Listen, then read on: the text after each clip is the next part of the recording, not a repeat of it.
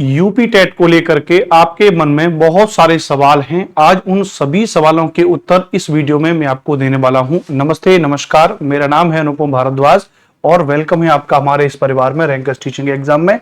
आज हम UP TET को लेकर के आपके उन सभी सवालों के बारे में बात करेंगे कि इसका विज्ञापन कब तक आएगा, यानी फॉर्म भरने वाला जो विज्ञापन आएगा वो कब तक आएगा।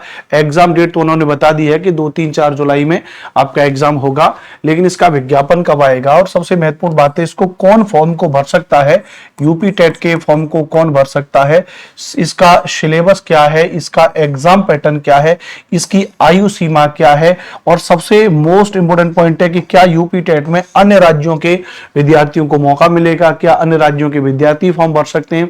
क्योंकि उत्तर प्रदेश में एक लंबे अरसे से सुपर टेट की भर्ती नहीं आई है, जो एक सिलेक्शन एग्जाम है। इस बार संभावना है कि 2027 में इलेक्शन होने के कारण 2026 के एंड में 2027 की शुरुआत में आपको सुपर टेट का एग्जाम देखने को मिल सकता है। तो ऐसे में अब यह कंसर्न बन जाता है कि क्या अन्य राज्य के विद्यार्थी भी यूपी टेट एग्जाम को पास करके सुपर टेट को दे सकते हैं। तो एक एक करके विस्तार से हम लोग बात करेंगे। कुछ अन्य टॉपिक के कुछ अन्य पॉइंट्स को हम लोग यूपी टेट को लेकर के समझेंगे। सबसे पहली बात, यूपी टेट को अगर हम बात करेंगे तो आपको पता है कि वर्ग 1 से 8 तक यानी 1 से 8 तक शिक्षक बनने के लिए अनिवार्य है Uttar Pradesh TET. UP TET ध्यान रखना 2 लेवल पर होता है, 1 से 8 में। एक तो होता है 1 से 5 तक होता है जिसको हम कहते हैं यूपी टेट प्राइमरी यानी पीआईटी कहते हैं, और एक होता है 6 से 8 के लिए जिसको हम लोग यूपी टेट जूनियर का एग्जाम कहते हैं। ध्यान रखना यूपी टेट नौकरी की गारंटी नहीं है, बल्कि यह एक अनिवार्य सर्टिफिकेट है। यह क्या है भैया? केवल एक एलिमेंट्री एग्जाम है, पात्रता परीक्षा है। इस एग्जाम को पास करने के बाद आप अन्य एग्जाम को दे सकते हो। ध्यान रखना भैया। आयोजक संस्था परीक्षा नियामक जो है वो पदाधिकारी उत्तर प्रदेश यूपीबीईबी इसको करता है। विशेष तौर से उत्तर प्रदेश शिक्षा सेवा चयन आयोग के अंडर में यह संस्था काम करती है और वो यूपी टेट को लेकर सारे नॉर्म्स बनाते हैं। महत्वपूर्ण तिथियां जो टेंटेटिव है 2026 को लेकर के, टेंटेटिव का मतलब एक तो अधिसूचना आपकी कब जारी हो सकती है, तो इसके बारे में कहा गया भैया कि यहां मार्च लिख लीजिए, मार्च 2026। मार्च में इसकी जो नोटिफिकेशन है, विज्ञापन है फॉर्म भरने वाला, वो जारी हो जाएगा क्योंकि एग्जाम डेट को पहले ही बताया जा चुका है। एप्लीकेशन स्टार्ट भी आपके कब तक हो जाएंगे भैया? तो मार्च 2026 में ही आपके एप्लीकेशन स्टार्ट हो जाने चाहिए। एग्जाम डेट को लेकर के जो बात की गई भैया वो जुलाई में बात 2, 3, 4 और जो जुलाई में जो बात की गई है, जुलाई में आपका क्या बताया गया? एग्जाम डेट बताया गया। तो आप ये मान लीजिए कि फॉर्म भरना आपके मार्च में शुरू हो जाएंगे। विज्ञापन भी आपका, डिटेल विज्ञापन भी आपका मार्च में आ जाएगा। संभावित तिथि जो है आपकी, ये तिथि एग्जाम डेट जो है तो कंफर्म हो चुकी है, आपको पता है। शिक्षा सेवा चयन आयोग की वेबसाइट पर इसके बारे में बता दिया है। ध्यान रखना। हाँ, रिजल्ट कब जारी होता है? तो परीक्षा के लगभग 2 महीने के अप्रोक्स 1 से 1.5 महीने के अंतर्गत आपका इसका रिजल्ट भी जारी हो जाएगा। इसमें और जल्दी भी हो सकता है यदि सुपर टीटी का एग्जाम कराने का, यदि सुपर टीटी का एग्जाम कराना अगर गवर्नमेंट ने इसको भी अपनी प्राथमिकता समझा तो यह प्रक्रिया, रिजल्ट की प्रक्रिया भी एग्जाम होने के 15 दिन के बाद रिजल्ट आ जाएगा और साथ ही साथ जब ये एग्जाम हो रहा होगा उसी समय पर सुपर टीटी का विज्ञापन भी जारी किया जा सकता है। कुछ भी हो सकता है उत्तर प्रदेश में रिजल्ट चुनाव के चलते। ध्यान रखना। पेपर 1 आपका प्राइमरी होता है 1 से 5 तक, जिसमें 12th पास होना चाहिए 50% अंक के साथ में। 2 साल का आपका डिप्लोमा होना चाहिए, डीएलएड, बीटीसी या इसको बीएलएड कहते हैं, और या फिर आपका ग्रेजुएशन प्लस डीएल होना चाहिए। सिंपल भाषा में 12th प्लस आपने डिप्लोमा किया है, आप फॉर्म भर सकते हो प्राइमरी का। पेपर 2 जिसको हम जूनियर भी कहते हैं, अपर प्राइमरी भी कहते हैं, इसमें आपका ग्रेजुएशन होना चाहिए, बीएड होना चाहिए। यहाँ पे स्लैश लग के डीएल और बीएलएड लिखा है, इसको हम हटा देंगे क्योंकि इसमें केवल बीएड चाहिए, आपका डिग्री चाहिए, यहाँ पे डिप्लोमा चाहिए। याद रखना भी। हाँ, लेकिन अगर वो जो 4 साल का अगर किसी ने डिप्लोमा किया है, जो बैचलर ऑफ एलिमेंट्री एजुकेशन वाला जो होता है, बीएलएड वाला होता है, तो वो 1 से 5, 6 से 8 के लिए भी एलिजिबल होता है। याद रखना भैया। ठीक है भैया। यहां पे महत्वपूर्ण पॉइंट लिखा है कि अन्य राज्य के अभ्यर्थी भी फॉर्म को भर सकते हैं, लेकिन वे जनरल कैटेगरी में गिने जाएंगे। BEd for primary is subject to latest Supreme Court NCT notification. अब बीएड जो है, अब आप कहोगे क्या जिन्होंने बीएड किया है वो प्राइमरी का फॉर्म भर सकते हैं? नहीं, जो लेटेस्ट एनसीटी और सुप्रीम कोर्ट का जो ऑर्डर आया था उसके चलते बीएड को प्राइमरी से बाहर कर दिया गया था। अन्य राज्य के अभ्यर्थी भी क्या कर सकते हैं? फॉर्म को भर सकते हैं, लेकिन वो जनरल कैटेगरी में काउंट होंगे। अनरिजर्व जिसको यूआर भी बोलते हो उनमें काउंट होंगे। यानी यदि आप, मैं कह रहा हूं, यदि आप मध्य प्रदेश के रहने वाले और मध्य प्रदेश में एससी या एसटी कैटेगरी से हो तो आप जब उत्तर प्रदेश में फॉर्म भरोगे तो आप जनरल में काउंट होंगे। जनरल के हिसाब से आपकी मेरिट या कट ऑफ जाएगी, इस बात को नोट कर लीजिएगा। मिनिमम एज के बारे में बात करेंगे तो 21 वर्ष मिनिमम एज के बारे में बताया गया और मैक्सिमम एज आपकी 40 वर्ष के बारे में बताया गया है, जिसमें एज रिलैक्सेशन 3 से 5 साल तक का यूपी गवर्नमेंट के रूल्स के हिसाब से आपको 3 से 5 साल तक का एज रिलैक्सेशन आपको मिल सकता है। फॉर्म भरते समय जनरल ओबीसी के लिए पेपर 1 का फॉर्म भरते समय 600 रुपए बताए गए हैं, पेपर 2 का फॉर्म भरते समय 1200 रुपए बताए गए हैं। SC ST के लिए 200 रुपए का डिस्काउंट है, 400 रुपए है, और यहां पर भी 200 रुपए का 200 200 400 मिला के 800 रुपए है। वहीं पर जो दिव्यांग विद्यार्थी उनके लिए पेपर 1 के लिए 100 रुपए और दोनों पेपर भरने के लिए 200 रुपए हैं। लेकिन इनमें भी अगर कुछ भी चेंज होगा, अगर इन प्राइस में भी अगर कुछ भी चेंज होगा तो वो जो लेटेस्ट हमारा जो अभी विज्ञापन आएगा अगले महीने, लेटेस्ट हमारा जो नोटिफिकेशन आएगा, उस लेटेस्ट नोटिफिकेशन में आपको पता चल जाएगा। इस बात को ध्यान रखना भी है, ठीक है। यदि आप दोनों पेपर के लिए योग्य हैं तो दोनों भरें, तैयारी एक साथ हो जाती है। क्यों तैयारी एक साथ हो जाती है? बच्चे कंफ्यूज हो जाते हैं कि भाई पेपर 1 पेपर 2 की तैयारी दोनों साथ कर सकते हैं क्या? बिल्कुल कर सकते हो, क्योंकि भैया आपकी 30 नंबर की CDP पेपर 1 में भी कॉमन है, पेपर 2 में भी कॉमन है। 30 नंबर की आपकी लैंग्वेज 1 हिंदी पेपर 1 में भी कॉमन है, पेपर 2 में भी कॉमन है।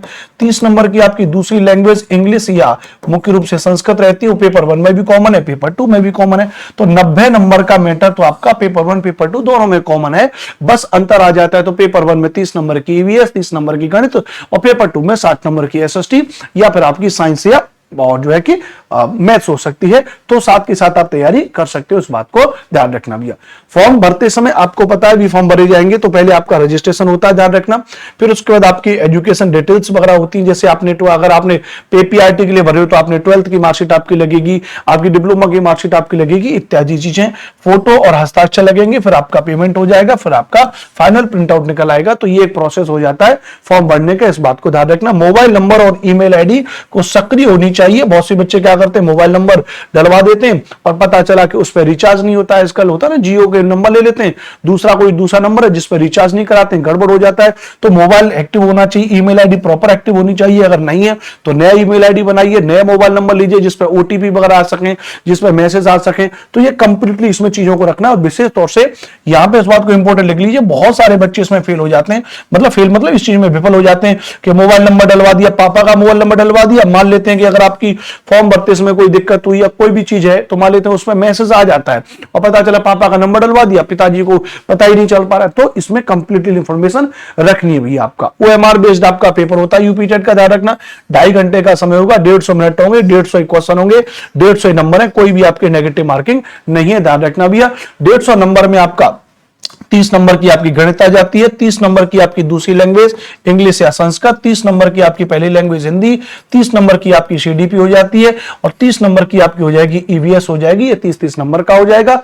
इसके अलावा पेपर 2 में जब आ जाओगे तो पेपर 2 में यहां पे ये EVS और मैथ्स 30 60 नंबर वाले की जगह तो या तो 60 नंबर की आपके में SST आ जाएगी, या फिर आप में 60 नंबर में आपकी गणित यानी मैथ और साइंस आपका आ जाता है पेपर 2 में। तो ये आपका सिलेबस भी हो जाता है, इस बात को आप ध्यान रखिएगा। CDP 30 नंबर की, लैंग्वेज 30 नंबर का, लैंग्वेज 30 नंबर का, 30 नंबर की मैथ, 30 नंबर की आपकी EVS, फिर 30 नंबर के पेपर 2 में भी है। पार्ट A में आपके गणित और विज्ञान आ जाएंगे 60 नंबर के, या फिर आपके SST आ जाएंगे 60 नंबर के। इस बात को ध्यान रखना। इसका जो लेवल होता है वो आपके उत्तर प्रदेश की जो SCRT की किताब है, एटलीस्ट कम से कम 6वीं 7वीं 8वीं लेवल तक का कंटेंट आपको पढ़ना पड़ेगा, तब जाकर के आपका पेपर पास होगा। इस बात को आप याद रखिए विद्यार्थियों, ठीक है भैया। अब महत्वपूर्ण बात है कि पासिंग मार्क्स क्या है, सेफ स्कोर इसका क्या होता है। तो ध्यान रखना फिक्स है। क्या कट ऑफ हर बार बदलती है? ध्यान रखना नहीं भैया, कट ऑफ हर बार नहीं बदलती है, फिक्स कट ऑफ है। क्यों? जनरल वालों को 60% नंबर लेकर के आने, जो 150 में से 60% अगर मान लोगे तो 90 नंबर चाहिए। जनरल कैटेगरी का हो, चाहे उत्तर प्रदेश का है चाहे अन्य राज्य का है। अन्य राज्य का तो कोई भी कैटेगरी का हो, वो उत्तर प्रदेश में जनरल में काउंट होगा, यानी उसको 90 नंबर लाना अनिवार्य है, अदरवाइज यूपी टेट में फेल माना जाएगा। उत्तर प्रदेश में जो रिजर्व कैटेगरी के हैं उनको 55% अंक लेकर के आने, जो लगभग 82.5 के आसपास होता है, लेकिन उसको 82 नंबर पे कंसीडर किया जाता है। इस बात को याद रखना भैया, ठीक है भैया। पास मार्क्स कितने? 90 नंबर है, लेकिन ध्यान रखना भैया सेफ इसको जो टारगेट आपको रखना है वो 110 प्लस होता है। रिसर्च रिकमेंडेशन जो हम करते हैं, ध्यान रखना, जो रिसर्च करके हम बताते हैं वो कम से कम आपका टारगेट 110 प्लस नंबर का होना चाहिए, तब जाकर के 2 4 5 नंबर क्या आ जाते हैं, कभी कभी कम ज्यादा हो जाते हैं। तो इस बात को ध्यान रखना भैया, ठीक है। चलिए आगे बात करें भैया, समझ में आ गया भैया। भविष्य में सुपर टेट या अन्य भर्तियों में वेटेज जुड़ने की संभावना को देखते हुए 110 प्लस का लक्ष्य रखा गया है। क्यों मैंने बताया भैया कि 110 प्लस नंबर होना चाहिए भैया, है ना? क्यों मैंने आपको बताया कि साहब 110 प्लस नंबर होना चाहिए? वो इसीलिए होना चाहिए भैया क्योंकि ऐसा एक बार सुनने को भी आया था कि सुपर टेट में यूपी टेट की मेरिट भी लगेगी, तो इसलिए आपके 110 प्लस नंबर क्या होने चाहिए? इस बात को ध्यान रखना भैया। ओएमआर सीट कैसे भरनी है ये तो एग्जाम टाइम पर हम आपको बता ही देंगे, फिर भी एक सामान्य बालक जानता है कि पूरा गोला जो है इस तरीके से फिल किया जाता है, इस बात को ध्यान रखना।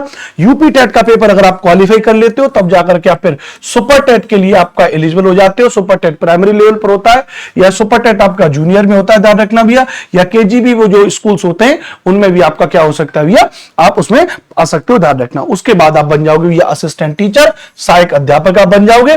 तो यूपी टेट पास करने के बाद आप राज्य सरकार की शिक्षक भर्तियों के लिए हो जाओगे योग्य। तो ये है भैया महत्वपूर्ण बात जो मैंने आपको बता दी, क्रिस्टल क्लियर, एकदम बहुत अच्छे तरीके से, बहुत बेहतरीन तरीके से तैयारी करिए अपने यूपी टेट को लेकर के। सारी की सारी चीजें मैंने आपको बता दी, सिलेबस बता दिया, सिलेबस अपने अपने सब्जेक्ट के स्पेशल हमारे टीचर्स हमारे यूट्यूब पर आपको कराई रहे, कौन फॉर्म भर सकता है, एलिजिबिलिटी बता दी, एग्जाम पैटर्न, आयु सीमा, अन्य राज्यों को मौका, कवायद का विज्ञापन, सब कुछ मैंने आपको बता दिया।